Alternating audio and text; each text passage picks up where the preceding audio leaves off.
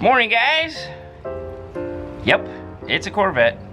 How's everybody doing? Hope you're doing well. We have a bunch of stuff we're gonna put in it. This is gonna be one of those all-day jobs, so this ought to be fun. We got a ton of equipment that's going with it. This is a total pull out the classic Bose crap and update it. So what do we have? We're going full update on this. He's an iPhone user, so most of you guys are going, iPhone user, what does that mean? That's right, wireless CarPlay. He wants the ILX107 put in. We're also gonna put in, we were gonna do the Alpine amplifier. It really doesn't put out the power we want, and the subwoofer we're putting in at 4 ohms. The shallow mount Pioneer downfiring box is what he wants, and it's a 4 ohm only. They don't make a 2 ohm version of it, so it only puts out 150 watts at 4 ohms. So we're gonna go the Kenwood little guy, my favorite, the 801.5, because at 4 ohms it puts out 300 watts, which would be much better for that woofer. Then we're gonna do all new speakers. Obviously, we're gonna do R-types all the way around. We're gonna make some brackets, hopefully to fit some 5 1/4 tweeter separates in those funky little floor pods that these Corvettes have, as well as something in the rear. We haven't figured out yet if we're gonna do a 6.5 or a 6x9, probably a 6.5. And I think that's it. We're also gonna remove the cigarette lighter and go with this Pack Audio USB DM-A6. Now I know we're doing wireless CarPlay, but he has other people that drive the car, and he wants to make sure they have access to CarPlay too. And of course, you can still do CarPlay on that unit plugged into the USB. Plus, you need it for updates and fun stuff like that. So we're gonna go ahead and pull out a cigarette lighter and put that in place of it. Fernando, can you think of anything else did I miss? The cigarette lighter, we're gonna put... Just talked about that. Let me give you a tour of the car if you guys are unfamiliar with this style Corvette. A couple things to note. One, it does actually have a factory double din for its day. It is a little bit small, so the nice thing is we're doing the non-motorized 7-inch, so it'll fit fine, no problem. This is just a Commander, so this actually is not the radio. The radio is located back here underneath this little thing. This is a little lock compartment that the car has, and that's the radio. The antenna is right there. There's your standard GM harness, so we have to run a bunch of wires up to the front here. No big deal. Right over here, that area there in the car, that is the factory speaker there. It's got that funky little Bose 4-inch and some goofy tweeter. Here's the rear speaker. So Fernando's got that side off. This is what it looks like with it on. So we have our work cut out for us today. We're gonna be making a bunch of pods and fun stuff like that. So let's get to it.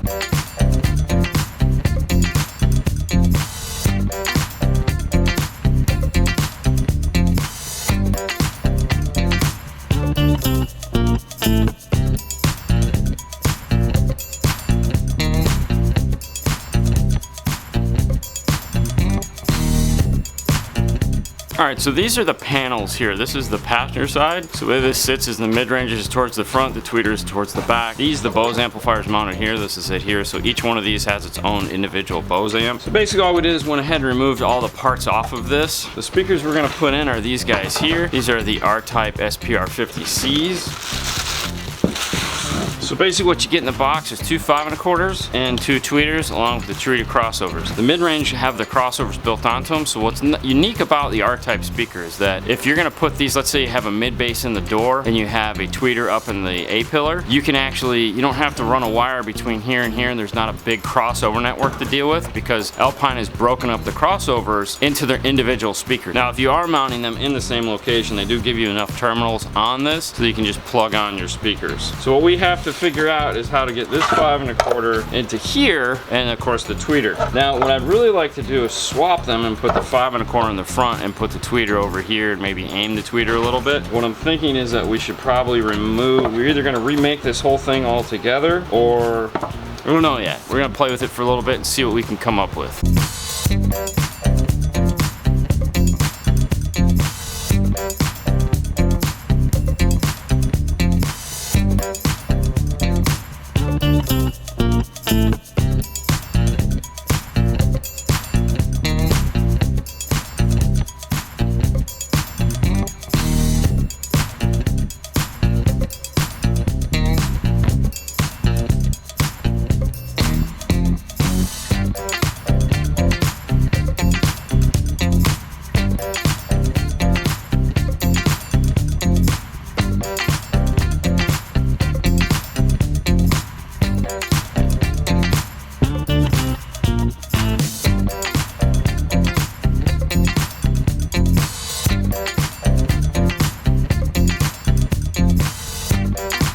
this is what we started with. This is what we came up with. So we have a whole new mount fitting the 5 1/4 tweeter. Go ahead and get these in the car now.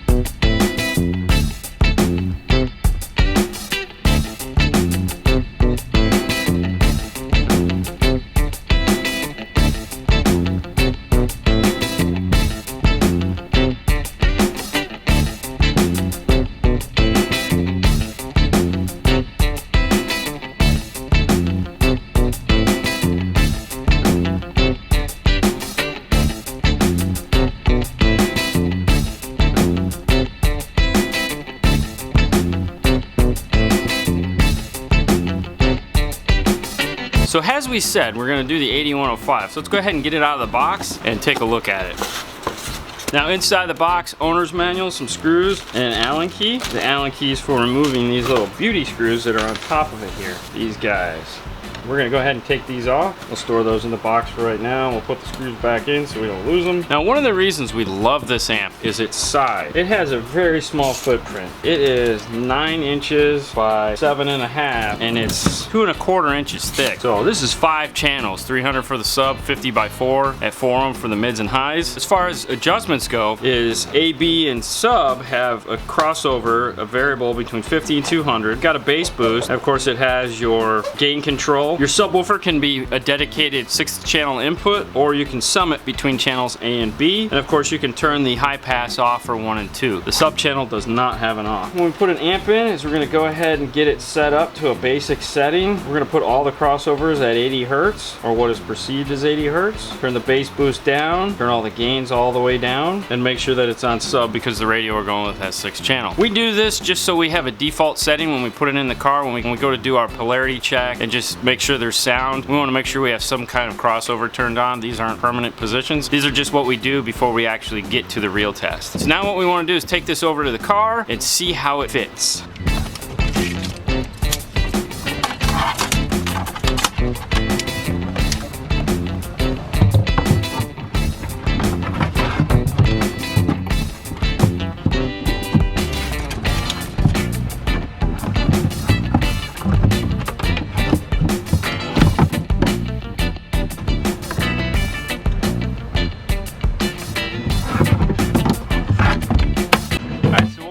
Is a mount like this is going to sit inside, and the amp is going to sit on top of it. Alright, so now we just need to go ahead and wire it up and get it in there. And we still haven't worked on the rear speakers yet. This is what they look like. So I mean, reality is I could easily just put a 6.5 in there. Let's get the amp in and then we'll figure that out.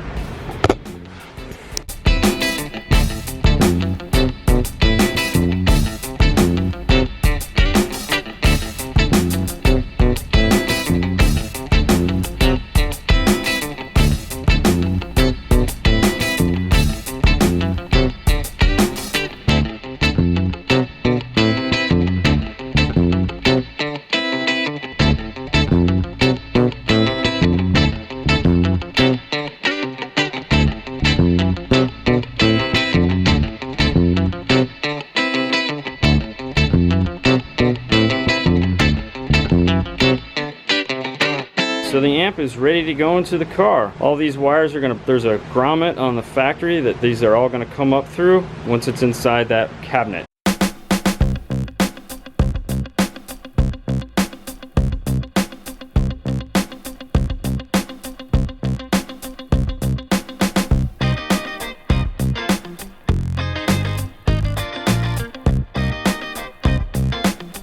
So Fernando's gone ahead and got the amplifier set up into the hole for us. We got all those extra wires. Those are all tucked up over here. There's also a plate that goes over this, so chances are good you're not even gonna see these, which is nice. And now what he's doing is he's getting the RCA's run up the center console. Major pain in the butt, right, Fernando? And then power wires going over here. We ended up running all new speaker wires in this car, so what you see here is the one's gonna run back here, one's gonna run up to the front, and then of course the same on this side.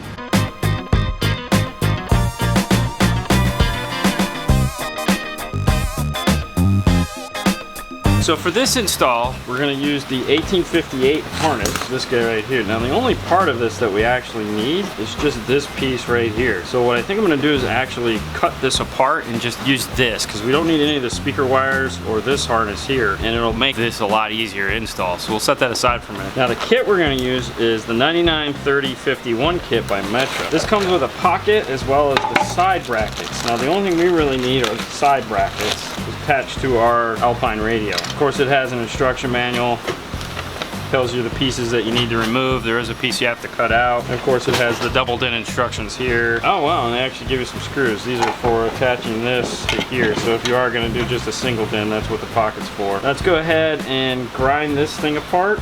All right, so yeah, we're good to go. We have all the wires we need. Now we just need to lengthen these out.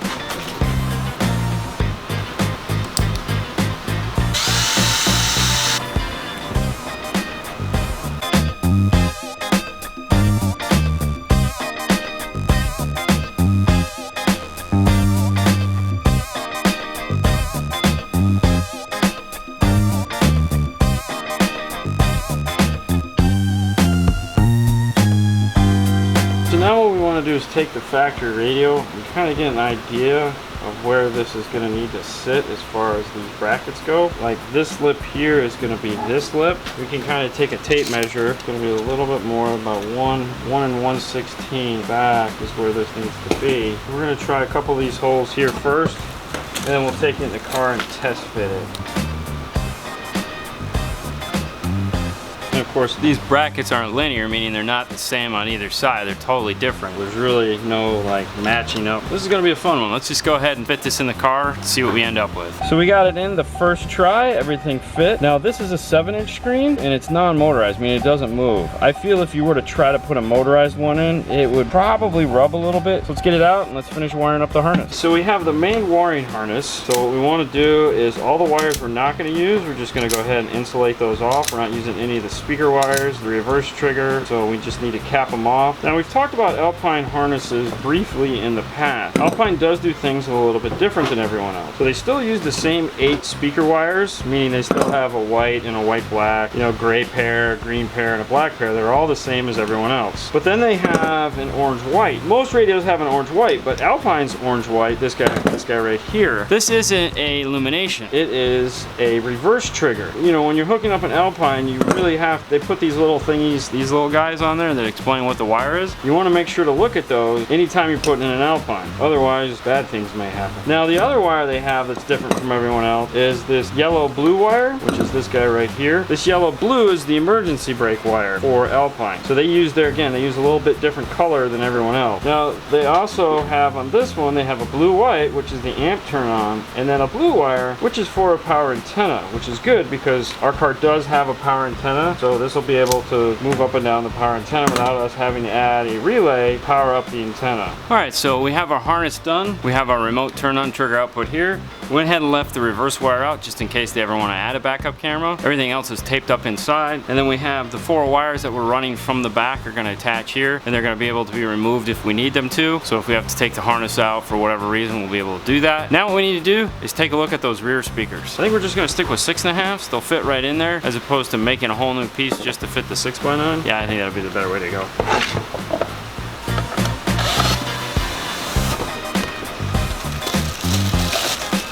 So the 6.5s fit perfect. We're gonna go ahead and add some foam onto the back of this and get them back in the car.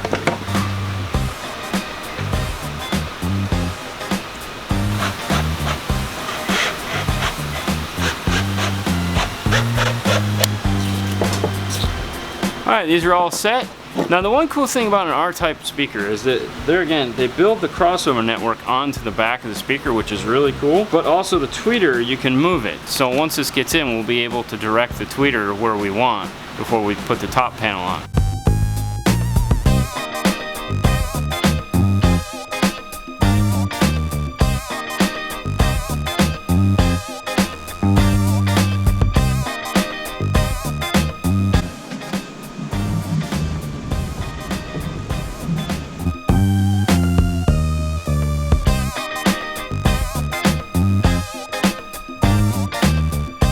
Now a new thing we've been doing to the RCA is color coding them. So we've been going ahead and putting on the corresponding colors. So we have white, gray, green, and purple. Just so that with these RCAs, the connection for it is way down here and sometimes you can't see it. So we're trying to make our lives a little bit easier. And then for subwoofer, we're just leaving it plain.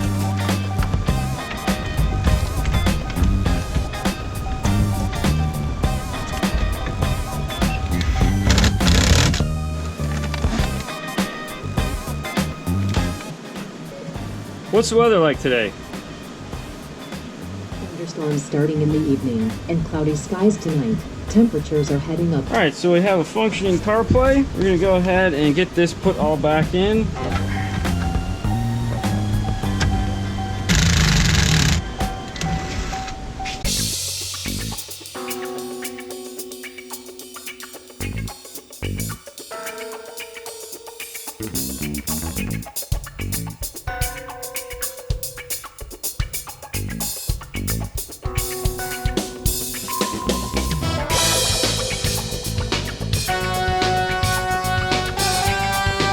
The fuse holder is mounted and the wire is run, so we're done underneath the hood. We can go ahead and close this. Amplifier, subwoofer, they're all put in. The only thing we really got left to do is put the armrest cover back on, but while Fernando's doing that, I'm gonna go ahead and hook my phone back up and we're gonna do a polarity check. All right, the polarity was good. So the last thing we gotta do is just finish up this armrest, then we can actually listen to this thing, set the crossovers and all that fun stuff.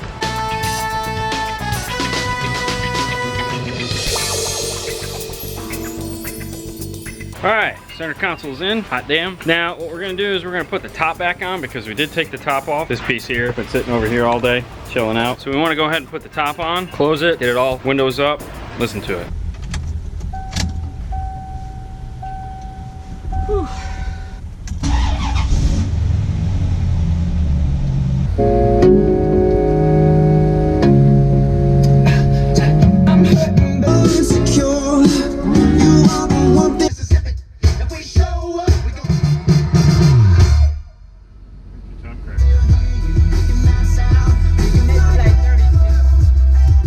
You know how I feel.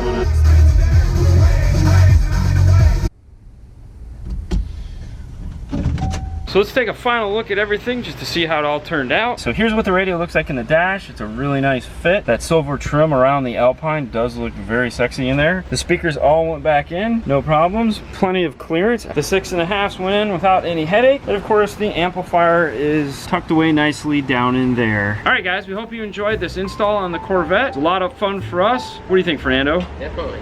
The R-type sound really good in this car. 5 1/4 separates are definitely an improvement than the crappy 4-inch in Bose. We could get a little bit of mid bass, but a lot of mid out of them. Sounds real good. All right guys, we'll see you tomorrow on to the next one.